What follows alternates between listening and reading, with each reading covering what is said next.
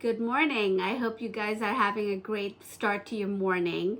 And for today's session, our whole goal is to really drill down on the pros and cons on what is the right down payment to put towards the purchase of your home.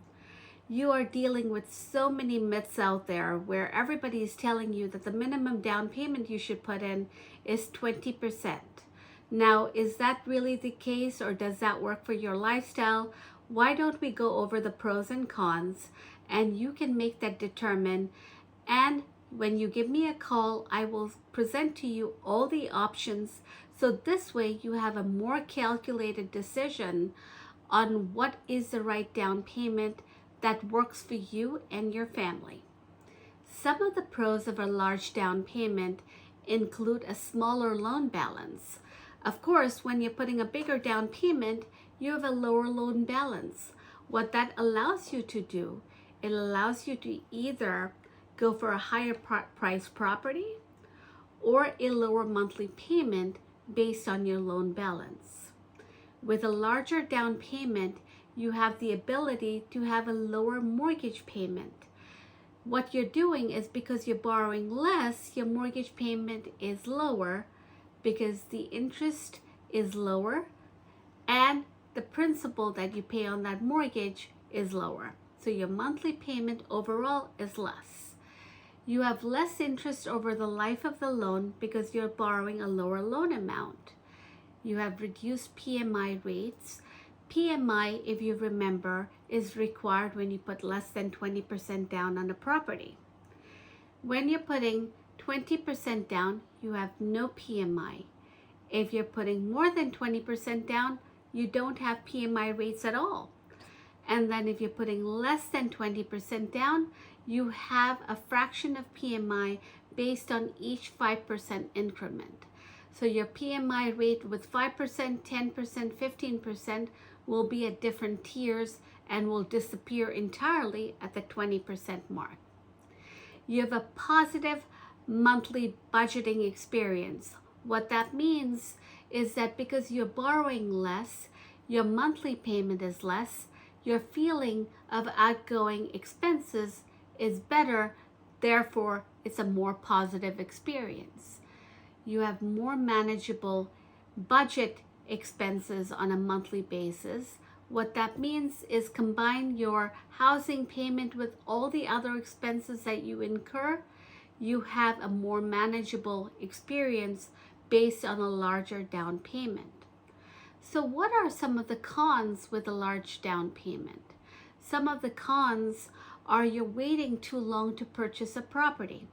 You're waiting and waiting and waiting to see if you can come up with a down payment of 20%. And then you find out that the property valuations have gone up.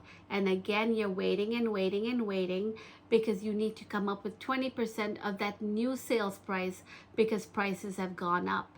It is a vicious cycle. It's a constant waiting game if you're waiting to put 20% on the property, because when you can't attain that, you are dealing with appreciation on the property and then you're priced out of the property.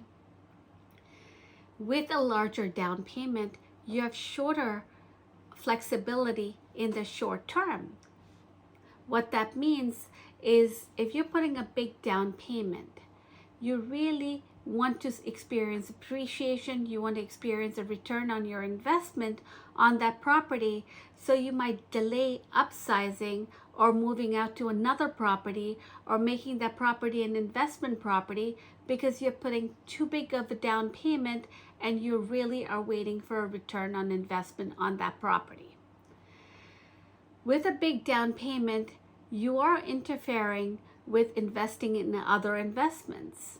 So for example, you're less able to allocate towards your retirement assets or to investing in equities or other investments. Because of a bigger down payment, you have the less ability to acquire other real estate properties or real estate you're less able to invest in other real estate properties because you've got too much invested in this property and you have zero flexibility to invest elsewhere.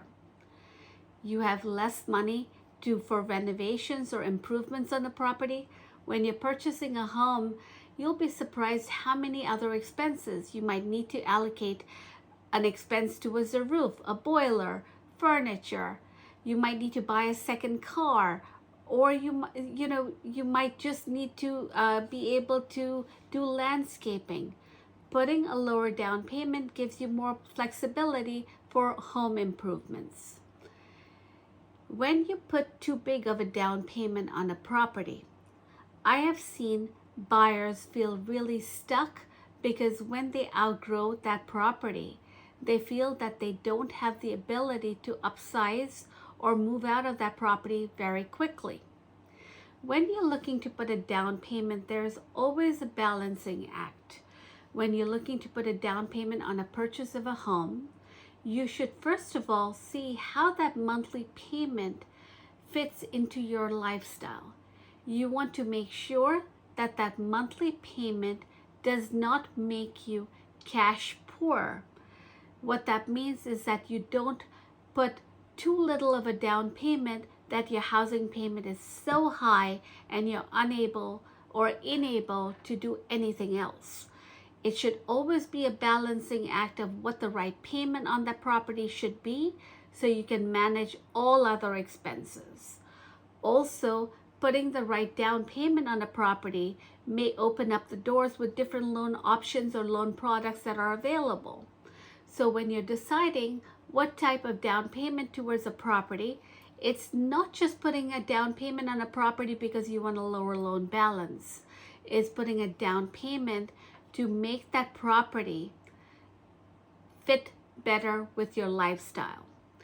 You should never feel stuck buying real estate. You should have the ability to sell when you want to sell or upsize when you want to upsize and maintain your monthly mortgage payment based on what you're most comfortable.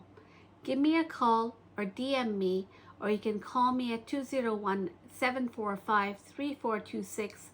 The purpose of this is to decide what is the right down payment, work out your own personal pros and cons. I can help you decide what works best for your lifestyle, so this way you can make a calculated decision on how best to proceed for a purchase of your new home. Shaleen Mahtani, 201-745-3426. Thank you and have a great day.